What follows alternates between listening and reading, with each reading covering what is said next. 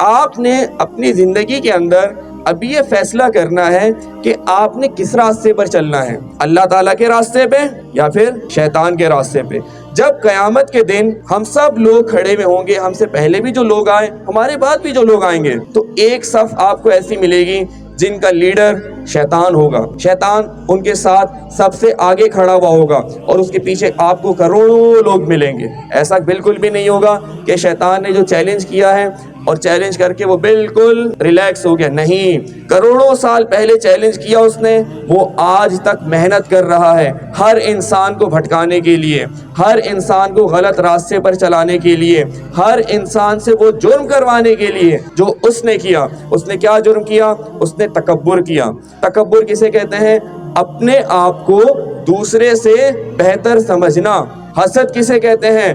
اللہ تعالیٰ کی تقسیم پر راضی نہ ہونا۔ وہ اللہ تعالیٰ کی تقسیم پر راضی نہیں ہوا۔ جب حضرت آدم علیہ السلام کو اللہ تعالیٰ نے بنایا تو اس کو اس بات پہ راضی ہو جانا چاہیے تھا کہ کوئی بات نہیں، میری کروڑوں سال کی عبادتیں ہیں، میرا جو مقام ہے وہی رہے گا، یہ حضرت آدم ہے، کوئی پرابلم نہیں، یہ بھی اللہ تعالیٰ کی عبادت کیا کریں گے۔